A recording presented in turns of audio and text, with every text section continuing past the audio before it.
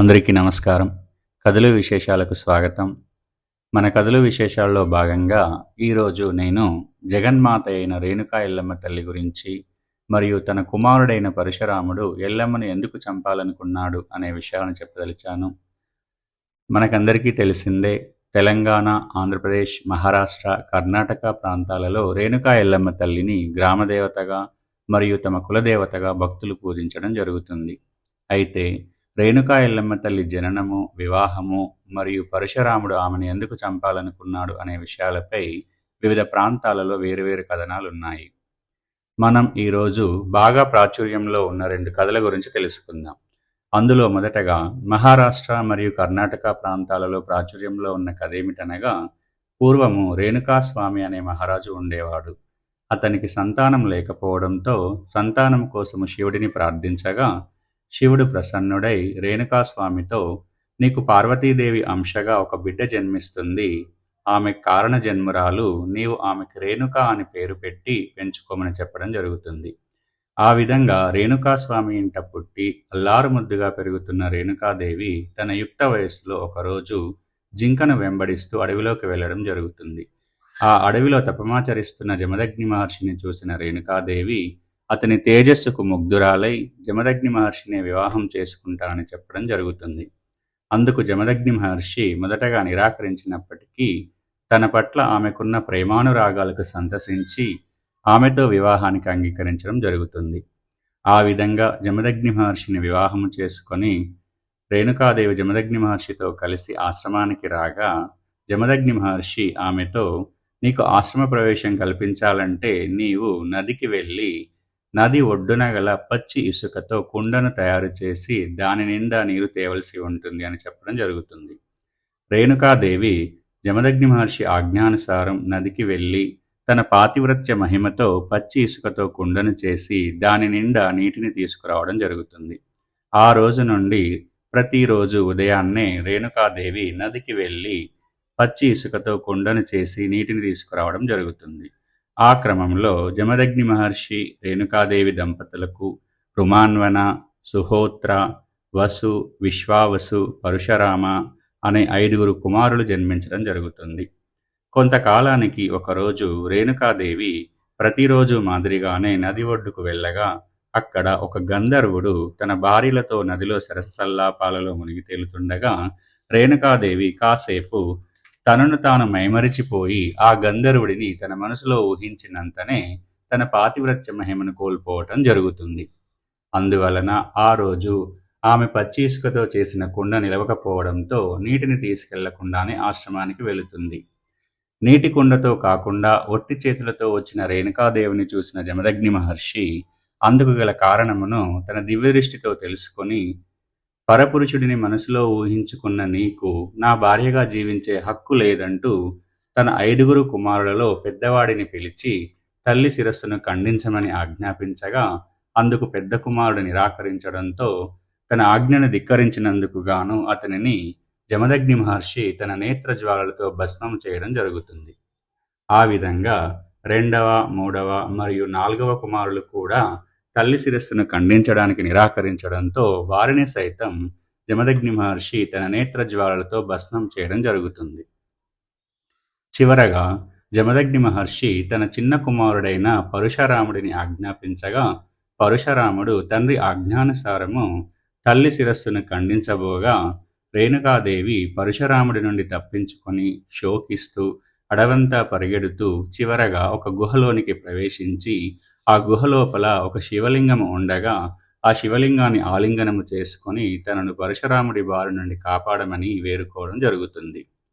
అదే సమయంలో గుహ వద్ద ఎల్లమ్మ అను ఒక మాతంగ స్త్రీ నిలుచొని ఉండగా, తల్లిని వెతుక్కుంటూ గుహ వద్దకు వచ్చిన పరశురాముడు ఆ ఎల్లమ్మ అను మాతంగ స్త్రీని తన తల్లిగా భావించి ఆమె శిరస్సును ఖండించడం జరుగుతుంది.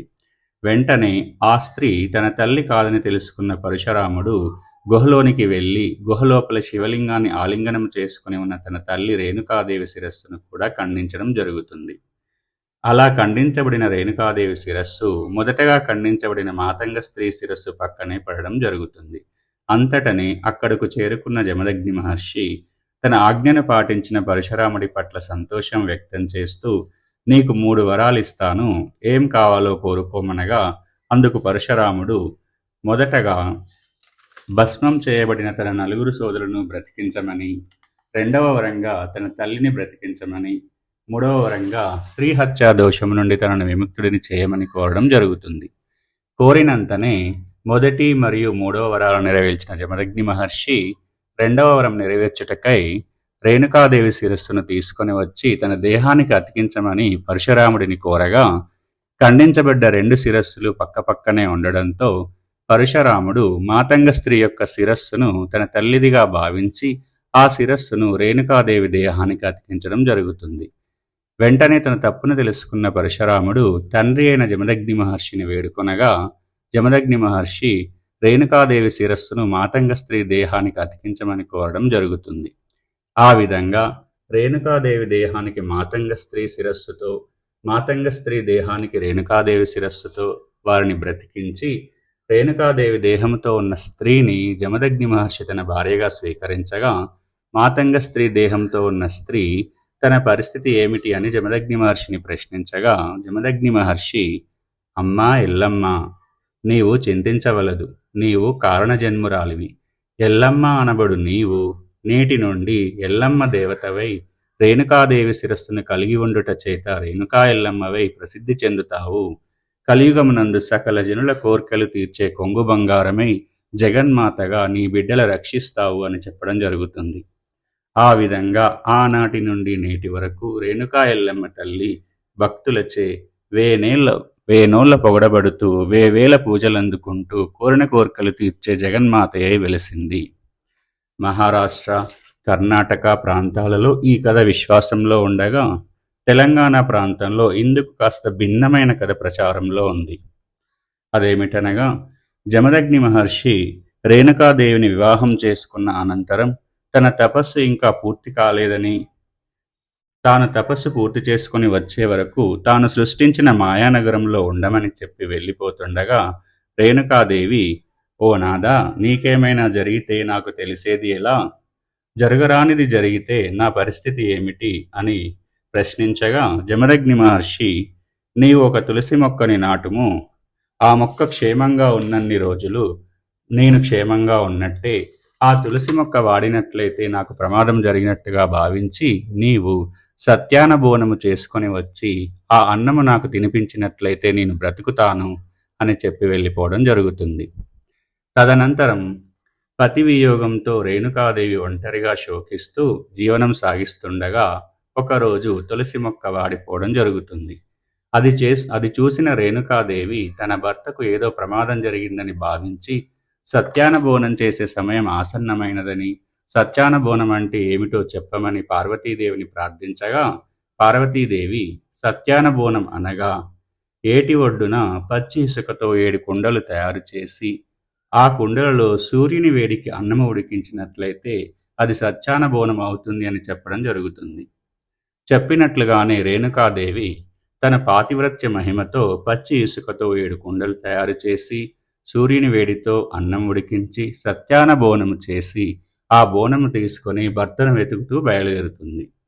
ఆ సమయంలో క్షత్రియ కాంతి అయిన రేణుకాదేవి జమదగ్ని మహర్షిని వివాహం చేసుకోవడం ఇష్టం లేని కార్తీకరాజు రేణుకాదేవిని అడ్డగించి సత్యాన బోనాన్ని ఎంగిలి చేసి రమ్మని తన మనుషులను పంపడం జరుగుతుంది.